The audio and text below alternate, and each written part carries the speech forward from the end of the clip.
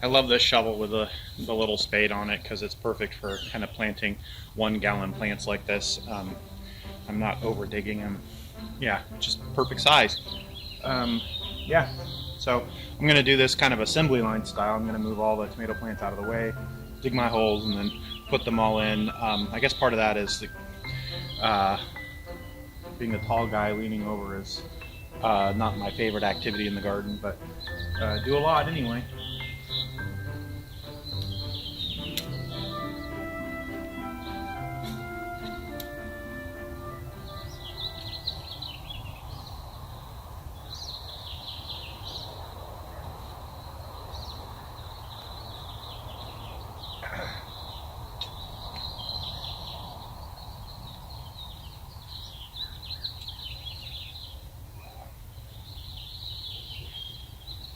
So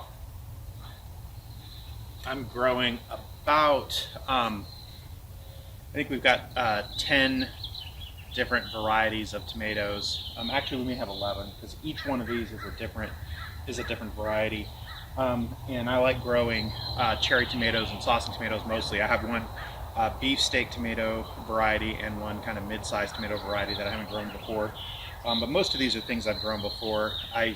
When I first started gardening, I went crazy with tomatoes, and I would grow like 20 to 30 different varieties at once just to kind of figure out what I liked. And so at this point, that was years and years ago. So at this point, I kind of have a sense of what grows well and what I like.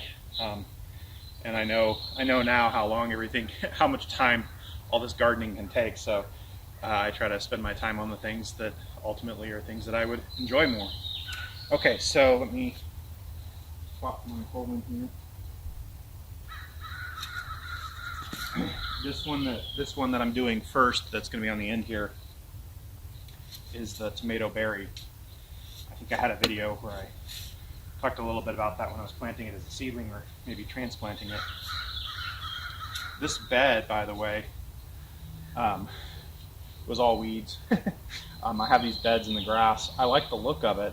What I do is I basically kind of create a raised bed with kind of a trench around it between the grass and the bed, and that's the water can drain off or whatever. These beds were created almost entirely with compost over the last couple of years, and so they're very, very soft. I worry sometimes maybe too soft in the sense that there's not a lot of firmness in there. But what I did this year is I kind of cleaned it up with just kind of the old compost that was on there. I didn't put any new one on yet, and then I walked on it. Stamped it into the ground. And I'm a big guy, so that's a lot of weight to kind of stamp in the ground. So I stamped it in the ground, which really didn't compact it the way you might think, because it's made up of compost and good soil. And then after I compacted it, I put the new kind of half-inch or so layer of new compost on top, just as a dressing, but frankly, mainly for show, just because it looks nice. Okay.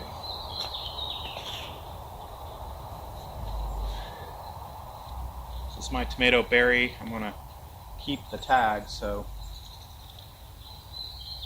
I remember what I planted there. You know what else I'm going to do this time is I'm going to, these tags always seem to disappear during the season. And I lose track of what's what sometimes.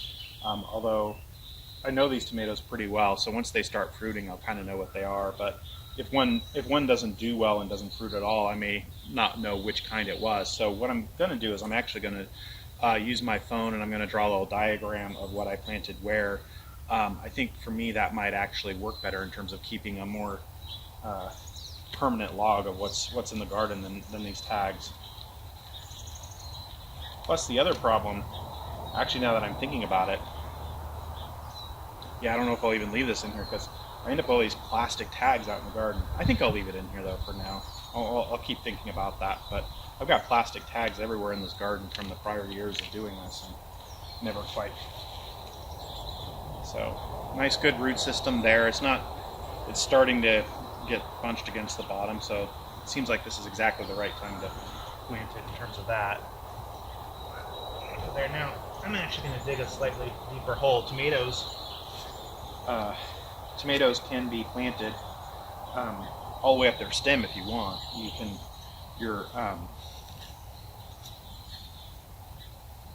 the tomato stem will sprout new, will actually sprout new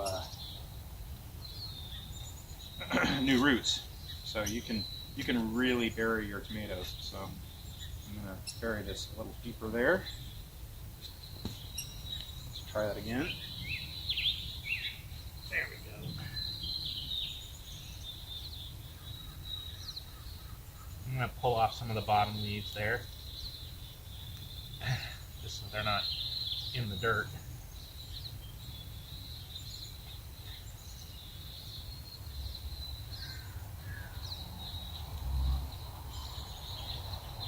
All right. That's it for that one. I'm going to come along and I'll tie it up with twine as it gets a little bit bigger, but that's fine for now. Okay. So same process. This next one that I'm planting here is the Prince Borgia, which is like a Prince Borgia, a small saucing tomato.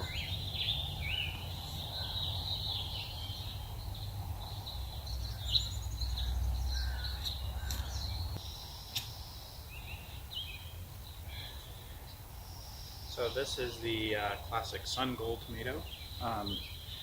Always a favorite in the garden for us. Great tasting, usually very prolific, nice, big kind of cherry tomatoes. And at least here in the Portland metro area, sun gold's very popular. You can find usually sun gold tomatoes at every nursery, every supermarket, nursery outlet. They're sold everywhere. We of course grew this from seed with the rest of our tomatoes, but yeah, this is a very common tomato around here, and for good reason. It tastes great and grows easy.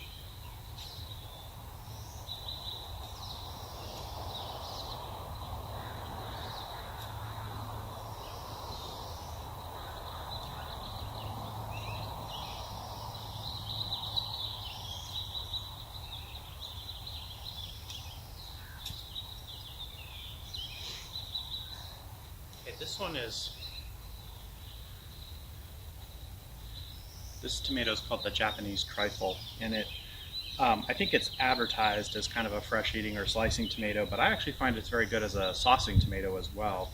And it's probably one of the most unique tomatoes that I've grown, or that I'll grow in the garden here. Not a lot of other people grow it, and it just looks unique. It actually looks like a plum, but it's like a very big plum. It'll be like at least probably 3 inches wide, sometimes more. It could be 4 to 6 inches wide sometimes.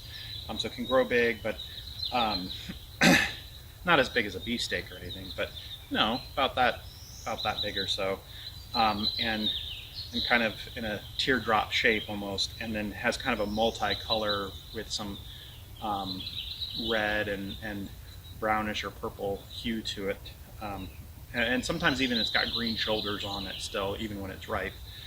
So yeah, it's and this is an example of tomatoes come in like with different leaf types, and this is what they refer to as a potato leaf type of tomato here. Okay, so put it in.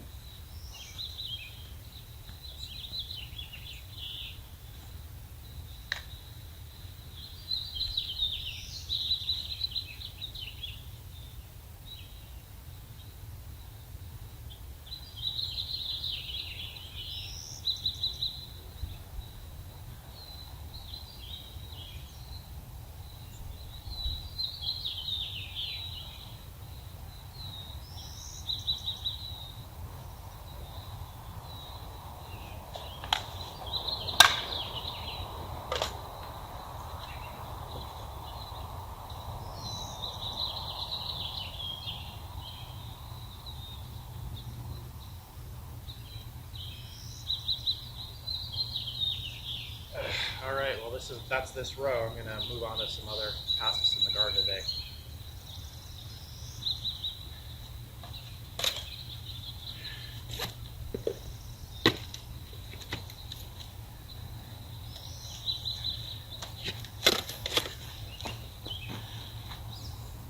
Hi, well, as you can see there, I'm back on the tomato bed here, and yeah, we got it cleaned up. We got the tomatoes in.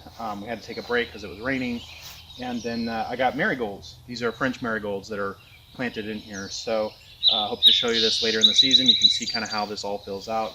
I've done it before this way. Looks nice. I love the result. Let me take you over here, and you can take a quick look at what I've done in terms of cleaning up the weed bed.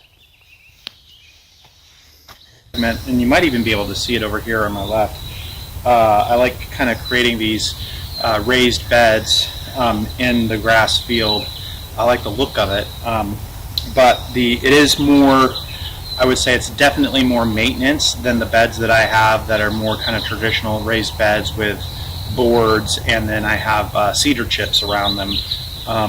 And those don't require as much cleanup and setup as these.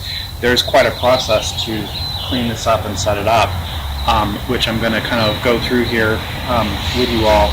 Of course, I've got to weed this out, and I haven't done anything with this since late last fall, and we're now late May. So I've got all these weeds in here. There's kind of a blueberry bush in there that's been neglected, 2 blueberry bushes. So I'm going to weed this out, and then I'm going to come around and edge it to create more of that trench between the bed and the grass path. And then I'm actually take the weed whacker and trim the grass around it just for that finishing touch as well. So those are kind of all the steps that I go through with this. And so yeah, gonna get at it. My process for weeding is kind of, I do different things. Sometimes I just use my hands, sometimes I use the hoe. With this kind of thick weeding, I start with my hand. I'm gonna start with my hands to kind of get the easy stuff out by hand, and then I'll come along with the hoe and kind of hoe it out. And that can take a while, but it saves my back from just leaning over the whole time too. This is originally all compost, so most of this stuff comes up pretty easily.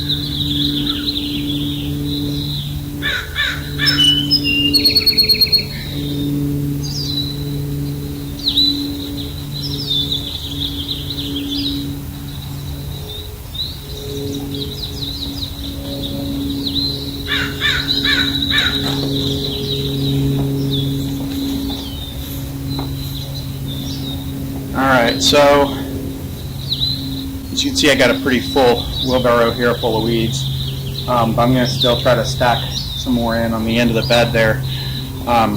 Yeah, it's I use a small wheelbarrow on purpose to try to prevent myself from carrying too many large loads back and forth, because I'm doing this kind of thing all day, and that can get taxing, but then I sometimes defeat my purpose by overstuffing the small wheelbarrow anyway.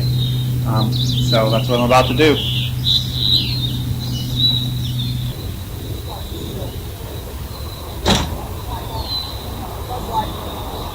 Alright, I'm going to be edging around this, and that often means I end up taking big clumps of dirt out, throwing them in there, and then hitting them in the compost. I've noticed from the work, we don't necessarily talk about that. I just, when I write, I'm kind of watching, it seems like double down on this sort of time. Am I not? Like, thoughts when I say that? I think you're completely right, Gary. For us, we're humans. Especially times like this,